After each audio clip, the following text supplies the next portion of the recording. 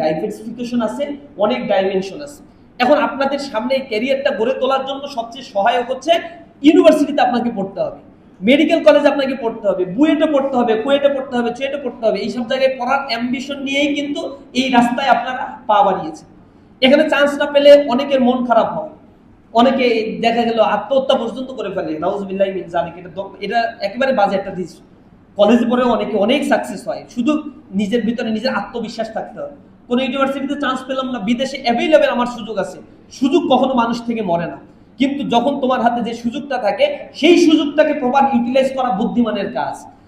আমরা যারা এই যে AA+ পাবো, তোমাদের কাছে সতর্ক করি, ইন্টারমিডিয়েট এর পরে যে ভর্তি যুদ্ধে তুমি অংশগ্রহণ করতে যাচ্ছ, মেডিকেলে মাত্র 7,500 সিট আছে। এর মধ্যে 4,500 আছে সরকারি মেডিকেলে, বাকিটা প্রাইভেট মেডিকেলে। যার বাবার 25 লক্ষ 30 লক্ষ টাকা আছে, সেই প্রাইভেট মেডিকেলে পড়াশোনা করতে পারবে। আর সরকারি মেডিকেলে তো জনগণের টাকায়, ট্যাক্সের টাকায় এই মেডিকেলগুলো তৈরি হয়েছে। আলহামদুলিল্লাহ, সেখানে খুব অল্প টাকায় পড়াশোনা করা যায়।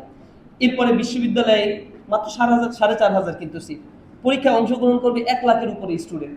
সুতরাং এখানে তোমাকে কত কম্পিটিশনের মুখোমুখি হতে হবে, এটা একটু জাজমেন্টে নিয়ে আসতে হবে। এরপরে তুমি ইঞ্জিনিয়ারিং পড়তে যাও, 4,500 সিট আছে বুয়েট, কুয়েট, চুয়েট মিলে 4টা বিশেষায়িত ইঞ্জিনিয়ারিং ইউনিভার্সিটি।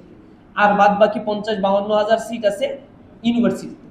তাহলে দেখো, 1,16,000 যে A+ পেল, তাদের কি অর্ধেকও ইউনিভার্সিটিতে ভর্তি হতে পারবে? আসলে অবাক হচ্ছে নাকি? আমি কি আন্দাজে বললাম কথাগুলো?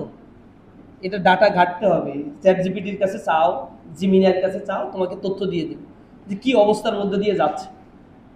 তাহলে এই জার্নিটা, এই যে 2 বছরের একটা জার্নি, এই জার্নিটাতে আমাদেরকে খুব কনসাসলি, এখানে ফ্রেন্ড সিলেকশনের ক্ষেত্রে খুবই কনসাস থাকতে হবে।